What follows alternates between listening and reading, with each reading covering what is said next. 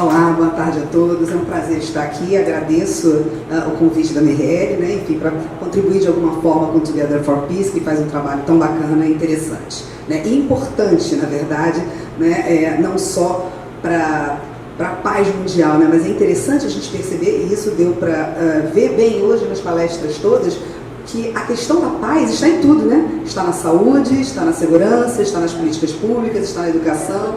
Exatamente, os temas estão todos interligados. E aí coube a mim falar um pouquinho a vocês sobre água, né? E água é vida, né? E sem a água não tem vida, sem vida não tem razão de estarmos aqui falando sobre absolutamente nada. Quando a gente fala da água, é importante a gente lembrar que a água é essencial não só para a nossa vida, mas para a manutenção do planeta como um todo, né? Todos os seres vivos dependem da água para, assim, continuar vivos, por isso intitulados seres vivos, né? Então, a água, ela é um elemento que está presente no nosso corpo, está presente nos alimentos, está presente no meio ambiente, e é curioso, porque às vezes a gente escuta as pessoas falarem assim, a água do planeta vai acabar. Não, gente, a água do planeta nunca vai acabar. O que pode acontecer é nós não termos mais a facilidade de acesso à água potável, né? E aí, falando dos Objetivos do Desenvolvimento Sustentável, traçado pelo PNUMA, né, o órgão das Nações Unidas que trata da questão do meio ambiente, um dos objetivos, né, do desenvolvimento sustentável é o acesso à água potável e o saneamento básico. Então, por conta disso, eu peguei esse gancho, né, para falar um pouquinho para vocês. Só que quando a gente fala da questão da água e do acesso à água, né, todos os temas estão também presentes, a gente tem que falar sobre políticas públicas e etc. E até, conversando um pouquinho com a Mirelle, né, tentar fazer um pouquinho um discurso mais positivo, né? Ou seja, de nós podemos verificar o quanto avançamos, o quanto melhoramos em determinados segmentos.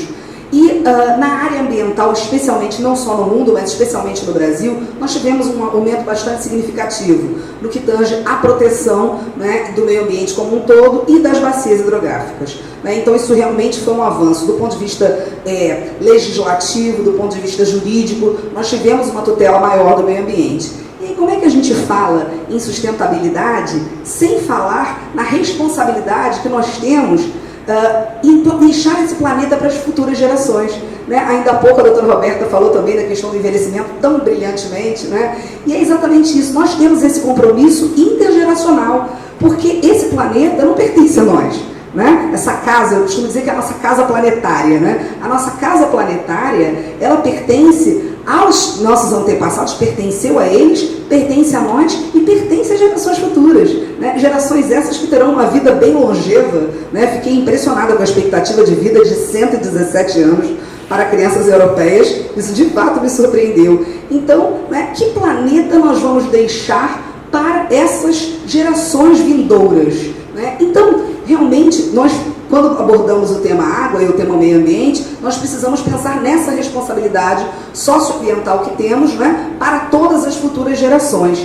E é curioso, também pegando a fala, né, da questão econômica, nós entendermos que esse recurso natural tão imprescindível, ele também tem um valor econômico, né? Então a gente não pode falar de preservação da água, de políticas públicas, de proteção de bacias hidrográficas, se nós não falarmos também no mercado, né? Então a água, ela tem um valor econômico e um valor muito grande. E, infelizmente, uma cultura que se formou no mundo, né, em relação à água, de que é um bem inesgotável, né, de que é um bem que pertence a todos e, ao mesmo tempo, não pertence a ninguém, e de que ele pode ser usado de forma indiscriminada e gratuita, né? Isso foi um erro que foi cometido lá atrás e que, infelizmente, veio, né, se proliferando e que chegou, né, até o momento atual, que é quando os alertas acenderam para, calma, esse recurso, ele é inesgotável, mas ele pode ser destruído com a poluição, né? Porque a gente fica com aquela ideia, a água nunca vai acabar no mundo, de fato. Só que a água potável, ela tem um custo muito grande para, assim, apesar de toda a tecnologia que nós temos hoje, a água potável, ela tem um custo muito alto, né? Nós precisamos efetivamente pensar nisso. E aí o desafio, né, que existe hoje, um desafio mundial, na verdade, é que políticas públicas, que estratégias os governos vão traçar para que esse recurso natural, né, tão importante, ele possa ser preservado, né? Essas estratégias, elas são importantíssimas, porque não é mais possível, né, que governos, estados, utilizem esse recurso natural sem pensar justamente nessa responsabilidade intergeracional que nós falamos há pouco. A questão ambiental é uma questão muito séria porque o ser humano é imediatista, né? Um dos grandes problemas de lidar com essas questões perenes é essa. Nós somos muito imediatistas. Então, o mercado que é o lucro hoje eu vou usar a água inteira desse manancial, né? Eu vou utilizar essa área aqui enorme, eu vou desmatar essa área enorme porque eu posso ganhar muito dinheiro. Ok, mas daqui a 10 anos? Né? Uma árvore leva 200 anos para crescer, dependendo da espécie.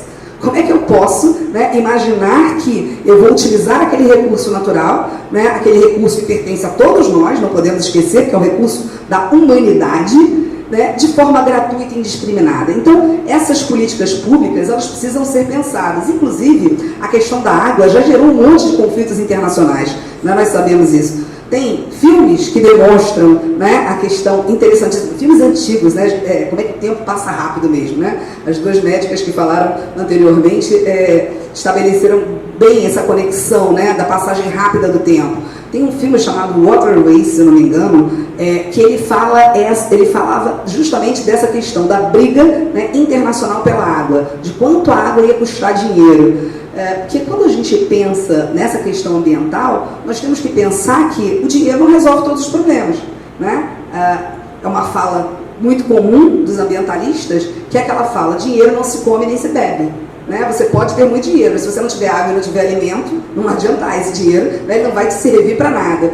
Então, é interessante a gente pensar também quanto a genialidade humana contribuiu para que o reaproveitamento, o reuso, a dessalinização, né? Ou seja, outras formas de promover a preservação dessa água. Então, não vamos falar só de coisas ruins, né? Nós temos que entender que as gerações atuais, elas vêm tendo um discurso muito interessante e uma formação, uma pesquisa, né, voltada para essa área, né? Ou seja, para tentarmos melhorar a forma de utilizar esses recursos naturais, né? Então, as novas tecnologias, sem dúvida, elas fariam uma imensa falta se não existissem, né? Porque elas, de fato, conseguem contribuir para a melhoria do aproveitamento desses recursos naturais, especialmente a água. E, só para deixar aqui bem claro, a ideia de que, né, a água ela é essencial para que a gente preserve